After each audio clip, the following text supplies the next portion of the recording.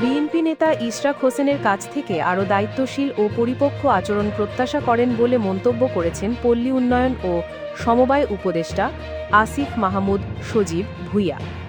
গত সোমবার ঢাকা দক্ষিণ সিটি কর্পোরেশনের নগর ভবনে দুপুরে ইশরাকের করা একটি সভার বিষয়ে বক্তব্য জানতে চাইলে রাতে উপদেষ্টা আসিফ মাহমুদ একথা বলেন। উপদেষ্টা আসিফ মাহমুদ বলেন, আমি প্রত্যাশা করব বিএনপির মতো একটা বড় দল নাগরিকদের ভোগান্তির কথা বিবেচনায় নেবে। একই সঙ্গে যিনি পুরো কর্মসূচি পালন করছেন, নগর ভবনে গিয়ে বসছেন, তার কাছ থেকেও আরও দায়িত্বশীল ও পরিপক্ক আচরণ প্রত্যাশা করব। এর আগে দুপুর 12টার দিকে নগর ভবনের মিলনায়নে ডিএসসিসির বর্জ্য ব্যবস্থাপনা বিভাগের কর্মকর্তাদের সঙ্গে বৈঠক করেন ইশরাক হোসেন। সেখানে ডেঙ্গু পরিস্থিতি মোকাবেলায় কাজ করতে কর্মচারীদের নির্দেশ দেন তিনি। বৈঠকের ব্যানারে ইশরাক হোসেনের পদবি মেয়র লেখা ছিল। একই সাথে কেউ কেউ ওনাকে ফুল ও ক্রেস্ট প্রদান করে বরণ করেন।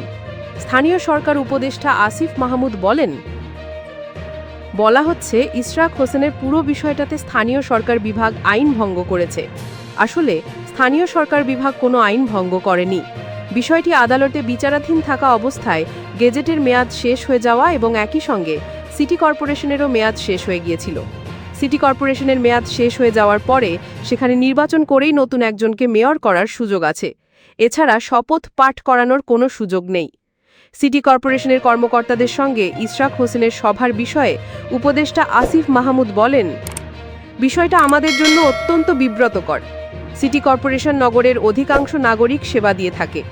আমাদের নিরীক্ষা অনুযায়ী 1 মাস ধরে আন্দোলনের কারণে ঢাকা দক্ষিণ সিটির 30 থেকে 40% নাগরিক সেবা হ্রাস পেয়েছে।